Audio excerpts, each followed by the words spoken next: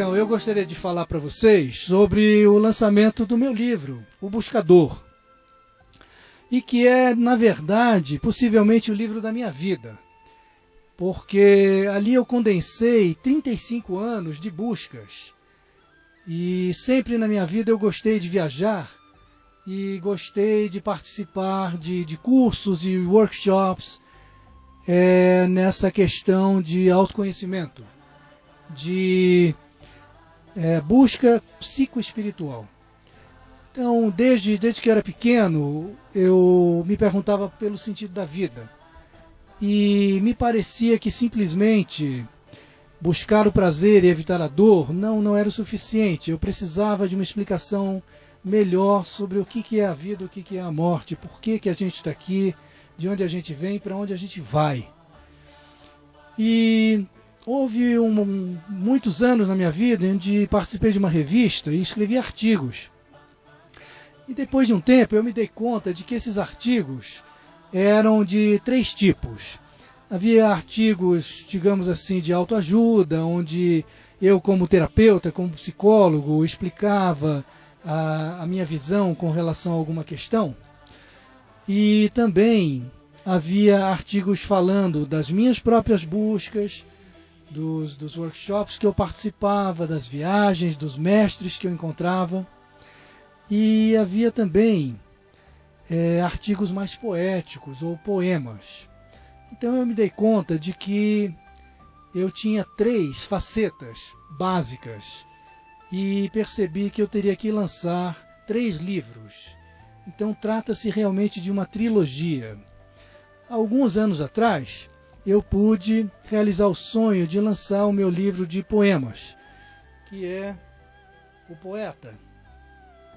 E eu sabia que poesia é muito difícil de publicar, então eu mesmo publiquei a edição de 1000 exemplares e aos pouquinhos está saindo. E as pessoas que leem O Poeta gostam muito, inclusive porque não é só poesia, é prosa e poesia, e eu vou explicando como um poema vai conectando no outro. E eu devo dizer que para mim o que importa é o coração. Então, embora eu tenha uma formação intelectual, uma formação científica, através dos anos eu fui me convencendo de que realmente o que importa é o coração. Então eu sigo o caminho do coração. Através dos poemas, eu pude então dar vazão ao meu coração. E a receptividade foi tão boa que me incentivou então a escrever o segundo livro, que deu muito mais trabalho. Esse segundo livro é O Buscador. O Buscador tem 404 páginas e ele tem 40 capítulos. Levou uns 4 anos para eu conseguir escrever esse livro, que condensou, como eu falei, tantos e tantos anos de buscas.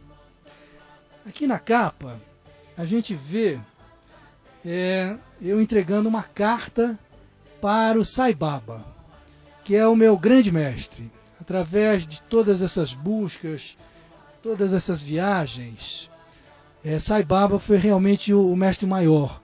Foi aquele a quem eu me rendi num certo momento e que passou a conduzir a minha vida e me trazer os esclarecimentos de que eu necessitava.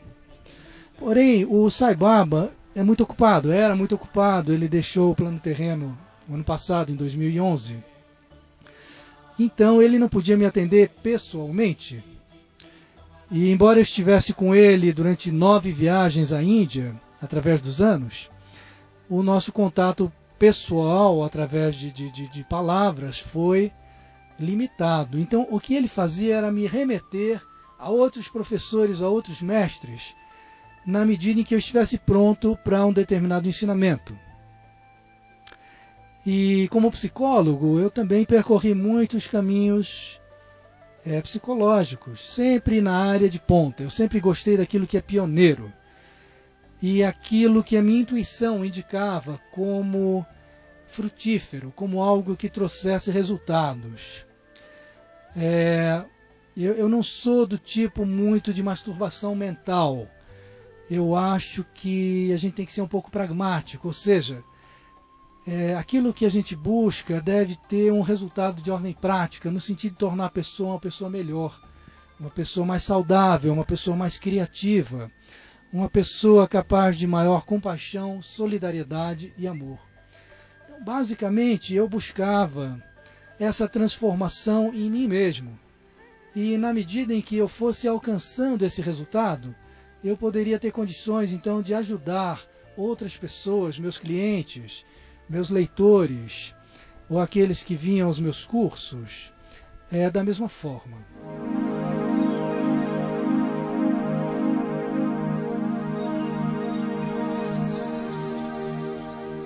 O maior desafio nessas caminhadas é a mente do ego, né? A mente do ego é o problema. Essa mente que não para de pensar, de questionar, de duvidar. Esse é o desafio, é não levar essa mente tão a sério. Porque o coração sabe, o coração tem as respostas. Mas a mente é teimosa e frequentemente quer assumir a liderança. Então a mente do ego vai, por exemplo, criar um esforço enorme para desvalorizar alguma experiência significativa que a gente teve. Então vamos supor que através de determinada metodologia ou encontro eu tivesse tido ali uma descarga, uma situação de muita emoção, de muita expansão, onde tive insights, onde eu percebi algumas verdades que me tocaram profundamente.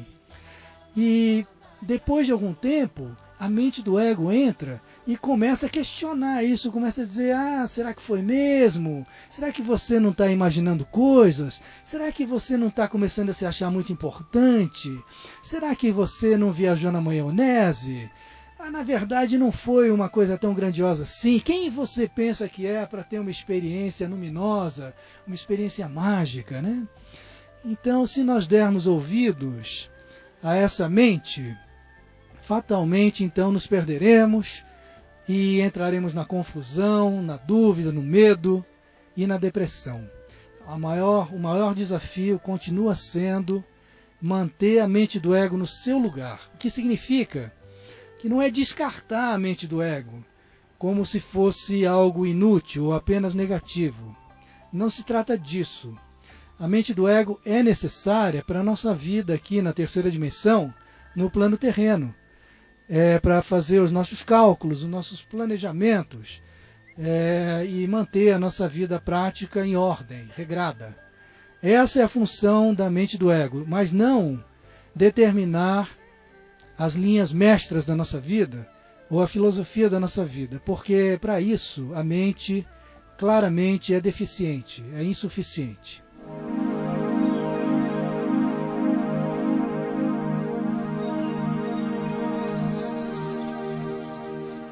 Então, eu falei que é uma trilogia, né? E depois do Poeta e do Buscador, o terceiro livro deve ser o Terapeuta.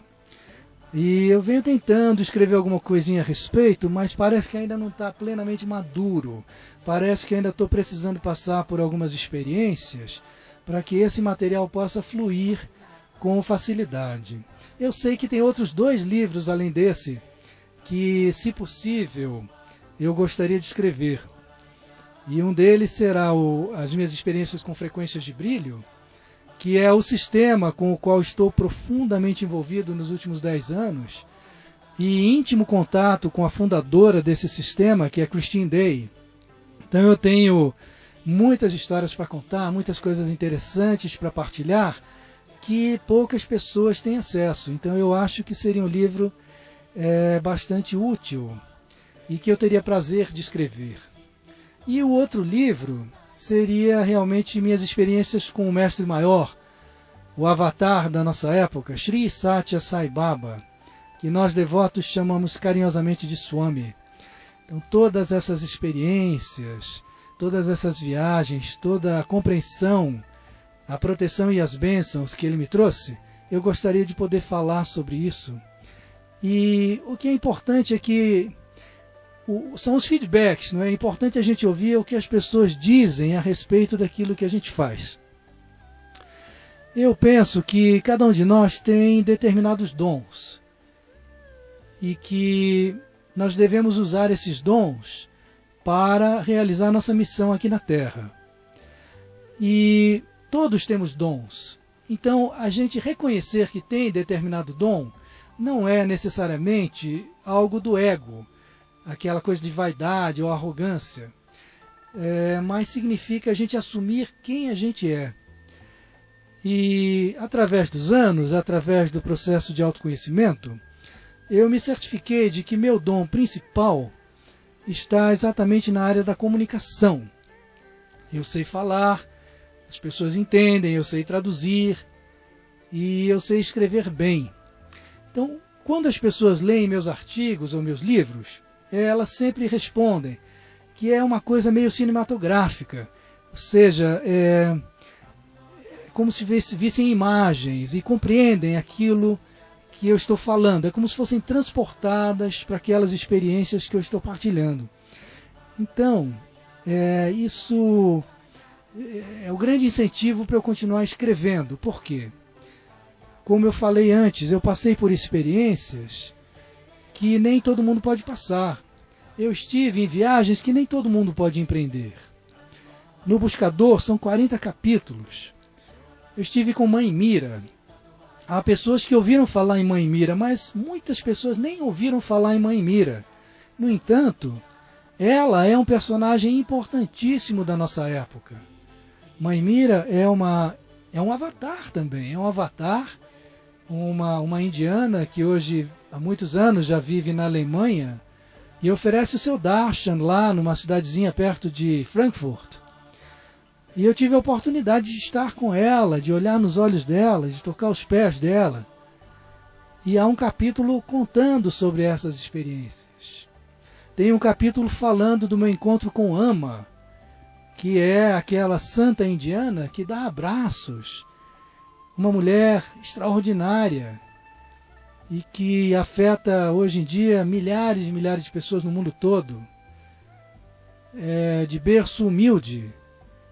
E que, através de pura devoção, conseguiu criar uma obra enorme, ajudando as pessoas, o serviço social, os indianos, mas gente no mundo todo. E o que ela faz é dar abraços nas pessoas, porque as pessoas não têm amor. Então, nesses abraços, ela dá amor para as pessoas. Eu entrei na fila com milhares e milhares de pessoas e recebi 3 desses abraços. Então, eu partilho minha experiência. Eu estive com o John Pierracos, passando agora um pouquinho para a área psicológica, que foi um dos grandes mestres da psicoterapia. Ele faleceu há alguns anos, mas ele criou um curso de formação no método que ele desenvolveu, chamado Core Energetics, a energética da essência. E ele foi um dos grandes seguidores de Reich, que criou o trabalho psicocorporal em terapia. Então, trabalhar junto com Pierracos no curso de formação, traduzindo ele lado a lado com ele durante diversos anos, foi um privilégio muito grande.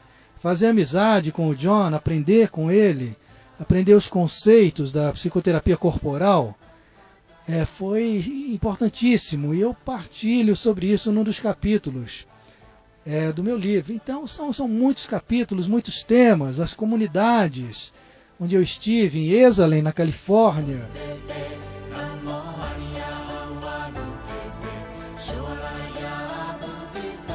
Findhorn, na Escócia,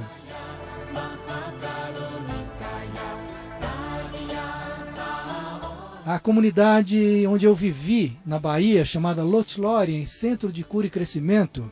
Fui cofundador dessa comunidade.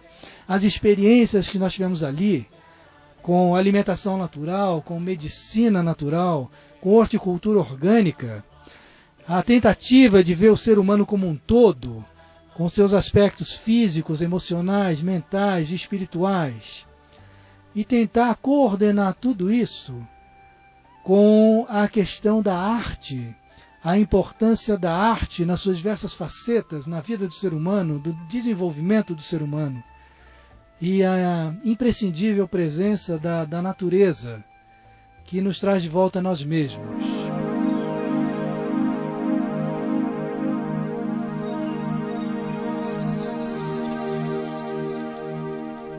Então, muitas pessoas perguntam o que é a frequência de brilho. E eu devo dizer que durante anos eu andei pelo mundo procurando respostas às minhas indagações, às minhas angústias. E encontrei muitas respostas e elas geravam novas perguntas. Há cerca de 10 anos atrás, eu ouvi falar em frequências de brilho e comecei a pesquisar na internet a respeito. Através de uma longa história, que eu vou tornar bem curta aqui, eu acabei viajando para a Holanda e conheci a fundadora dessa metodologia, que é uma australiana chamada Christine Day, e fiz com ela o curso básico de 14 dias de frequências de brilho. E lá eu encontrei algumas questões que nunca antes eu havia encontrado em nenhum outro sistema. A Christine Day é uma pessoa muito surpreendente, é uma mestra, e ela passou por dificuldades enormes na vida. Eu tenho descoberto que quanto maiores as dores e os sofrimentos que uma pessoa passa, se ela consegue passar por aquilo, se torna cada vez mais uma pessoa de grande sabedoria. Foi o caso da Christine. E através dos anos, ela acabou percebendo que aquele conhecimento que ela estava canalizando, que é a energia das frequências de brilho, tem uma origem extraterrestre. Então ela se diz uma pleiadiana, e todo o conhecimento enorme que ela vem canalizando através dos anos vem dos seres pleiadianos, que são seres de alta evolução espiritual, seres de quarta, quinta dimensão e além, e que vêm ajudar a humanidade nessa transição, respeitando plenamente o nosso livre-arbítrio. Então foi esse sistema que eu acabei trazendo para o Brasil.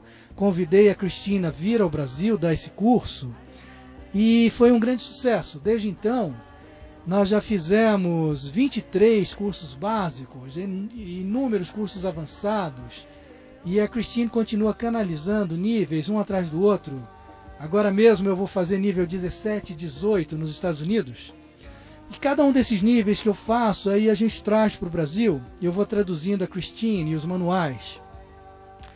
E através dos anos, eu fui me familiarizando com o sistema, e ela acabou me convidando para ser um dos professores de frequências de brilho. E eu sou hoje um dos 5 professores de frequência de brilho no mundo, do curso básico, e aprendendo também a lecionar os níveis mais avançados. Então, eu sou um firme advogado da presença extraterrestre aqui na Terra.